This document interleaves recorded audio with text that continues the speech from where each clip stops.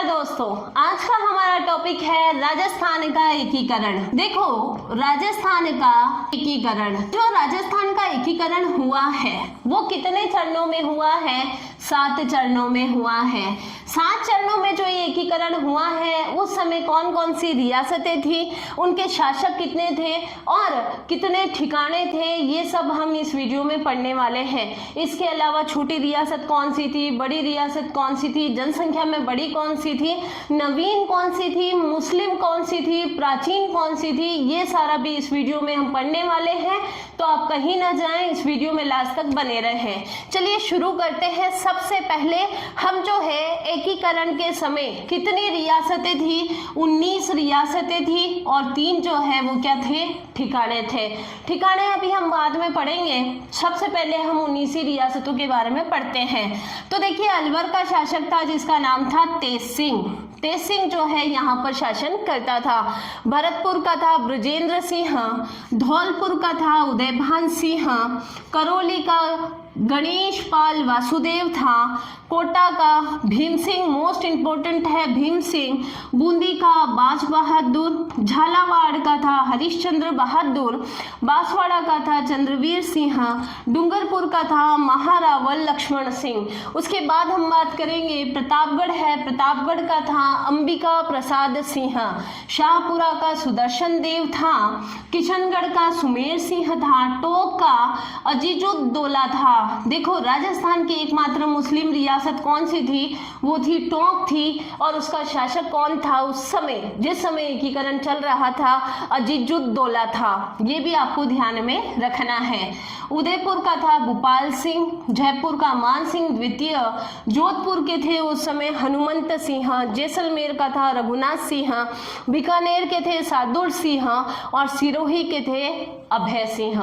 तो यह आपको ध्यान में रखना है कि जब राजस्थान का एकीकरण हुआ उस समय जो है 19 रियासतें थी और 3 जो है वो ठिकाने थे और एक था केंद्र शासित प्रदेश। उसके बारे में भी मैं आपको अभी बताने वाली हूँ। 3 ठिकाने कौन कौन से थे? तो देखो, यहाँ पर हम मैप के थ्रू पढ़ लेते हैं। पहला देखो आप, यहाँ क्या पड़ता है? देखो, यहाँ पर हम देखते हैं यहाँ क्या पड़ता है?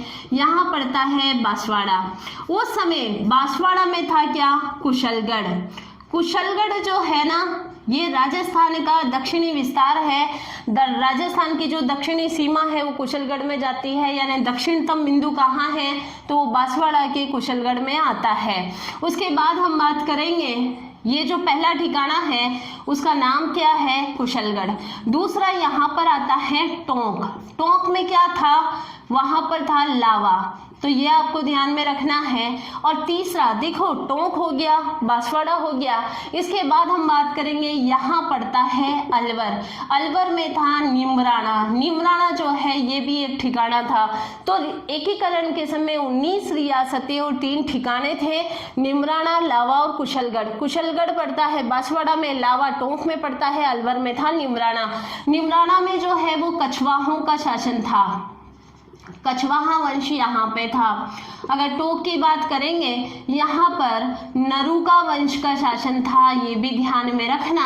और कुशलगढ़ नीचे है तो यहाँ पर थे मेवाड़ वाले, तो यहाँ पर जो है वो राठौड़ों का शासन था, ये भी मोस्ट इम्पॉर्टेंट है। राजस्थान के एकीकरण के समय जो है सबसे पिछड़ी रियासत कौन सी थी? तो ये थी कौन सी? जैसलमेर। जैसलमेर रियासत सबसे पिछड़ी थी। ऐसी कौन सी रियासत है जिसने भारत का पहला स्वतंत्रता दिवस नहीं मनाया?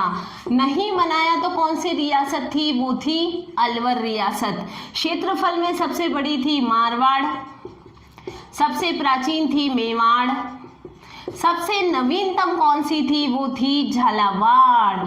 झालावाड़ जो है सबसे नवीनतम थी। क्षेत्रफल और जनसंख्या में सबसे बड़ी थी जयपुर रियासत और क्षेत्रफल और जनसंख्या में सबसे छोटी रियासत कौन सी थी? वो थी शाहपुरा। तो देखिएगा, जब राजस्थान का एकीकरण हुआ तो एकीकरण जो है शुरू हुआ था वो कब से हुआ था? 8 से लेकर अंतिम कब रहा? 7वां चरण 1 नवंबर 1956 को 7वां चरण जो है वो खत्म हुआ और राजस्थान के एकीकरण को करने में 8 वर्ष 7 माह और 14 डेज का समय लगा है। इसे आप ध्यान में रखना। वीडियो अच्छी लगी हो ज़्यादा से ज़्यादा शेयर करें, लाइक करें। चैनल पे नए हो तो सब्सक्राइब करना बिल्कुल ना भूलें।